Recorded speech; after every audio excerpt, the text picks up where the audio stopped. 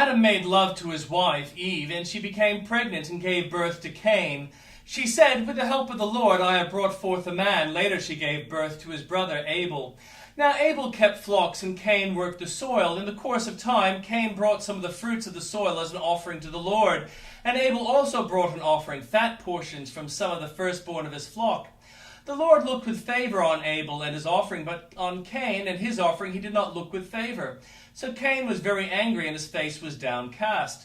Then the Lord said to Cain, "Why are you angry? Why is your face downcast? If you do what is right, will you not be accepted? But if you do not do what is right, sin is crouching at your door. It desires to have you, but you must rule over it." Now Cain said to his brother Abel, "Let's go out to the field." While they were in the field, Cain attacked his brother Abel and killed him. Then the Lord said to Cain, "Where is your brother Abel?" "I don't know," he replied. Am I my brother's keeper?" The Lord said, "What have you done? Listen, your brother's blood cries out to me from the ground. Now you are under a curse and driven from the ground, which opens its mouth to receive your brother's blood from your hand.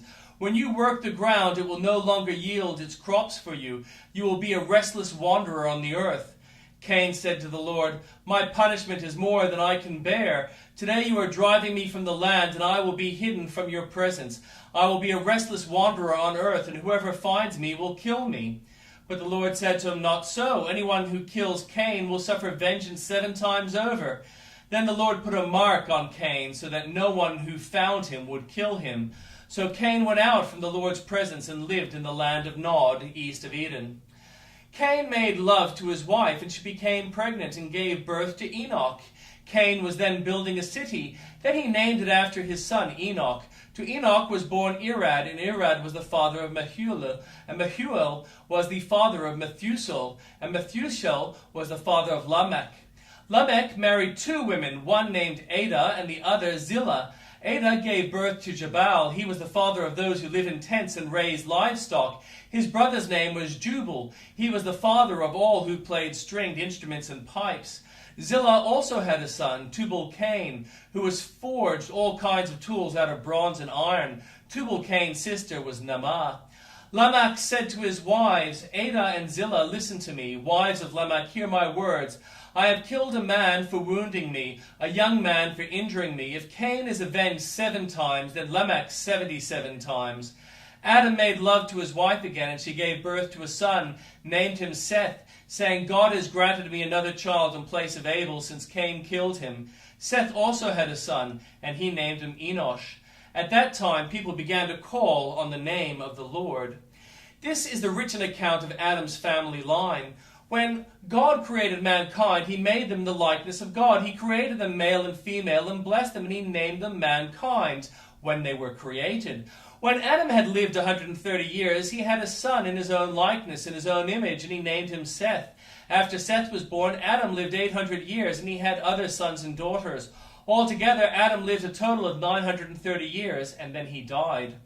When Seth had lived 105 years, he became the father of Enosh. After he had become the father of Enosh, Seth lived 807 years and had other sons and daughters. Altogether, Seth lived a total of 912 years, and then he died. When Enosh had lived 90 years, he became the father of Kenan. After he became the father of Kenan, Enosh lived 815 years and had other sons and daughters. Altogether, Enosh lived a total of 905 years, and then he died. When Kenan had lived 70 years, he became father of Mahalalel.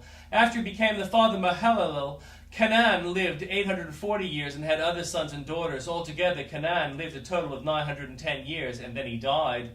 When Mahalalel had lived 65 years, he became the father of Jared. After he became the father of Jared, Mahalalel lived 830 years and had other sons and daughters. Altogether, Mahalalel lived a total of 895 years, and then he died. When Jared had lived 162 years, he became the father of Enoch. After he became the father of Enoch, Jared lived 800 years and had other sons and daughters. Altogether, Jared lived a total of 962 years, and then he died.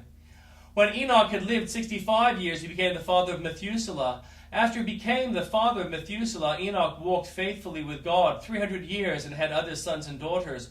Altogether, Enoch lived a total of 365 years. Enoch walked faithfully with God, and then he was no more because God took him away. When Methuselah had lived 187 years, he became the father of Lamech. After he became the father of Lamech, Methuselah lived 782 years and had other sons and daughters. Altogether, Methuselah lived 969 years, and then he died.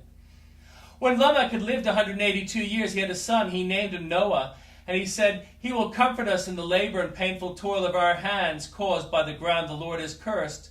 After Noah was born, Lamech lived 595 years and had other sons and daughters.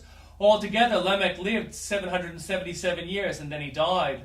After Noah was 500 years old, he became the father of Shem, Ham, Japheth.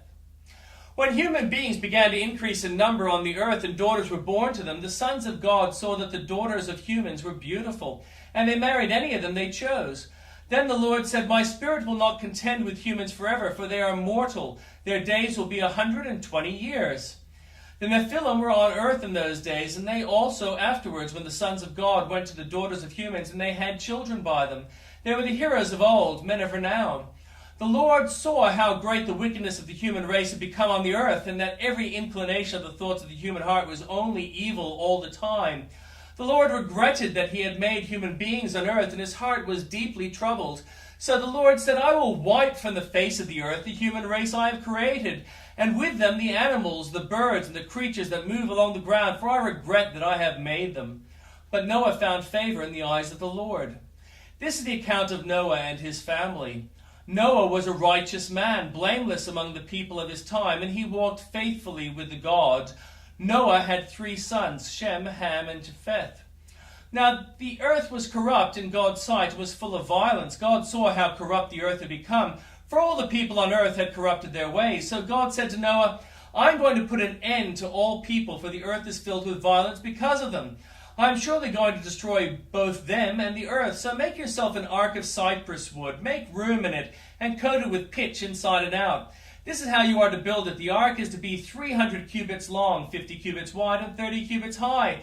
Make a roof for it, leading below the roof, an opening 1 cubit high all around. Put a door on the side of the ark, and make lower and middle and upper decks.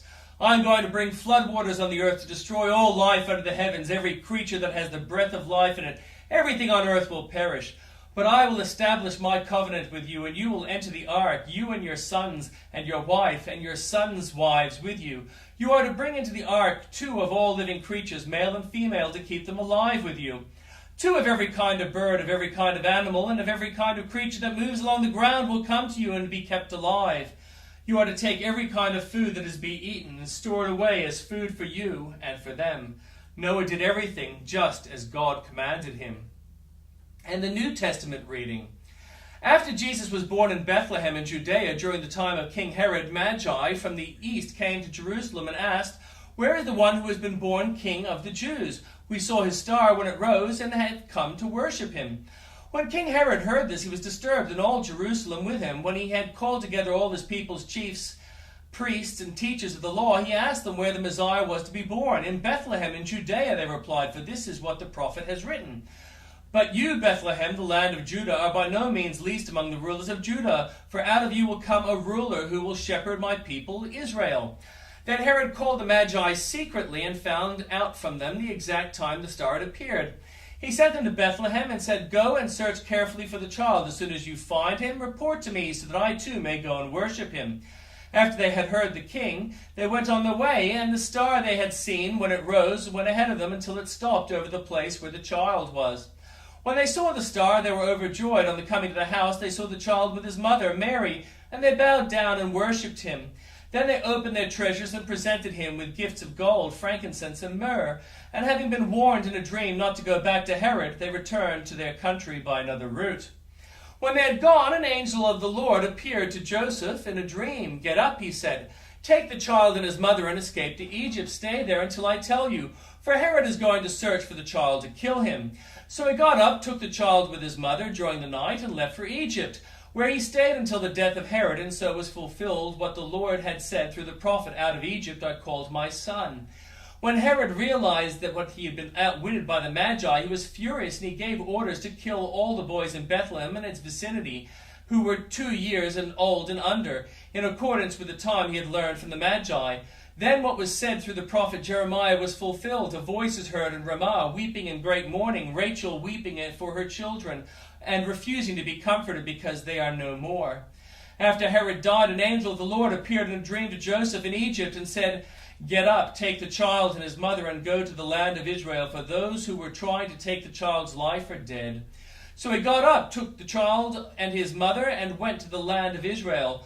But when he heard that Archelaus was reigning in Judea in place of his father Herod, he was afraid to go there, having been warned in a dream. He withdrew to the district of Galilee, and he went and lived in a town called Nazareth. So was fulfilled what was said through the prophets, that he would be called a Nazarene.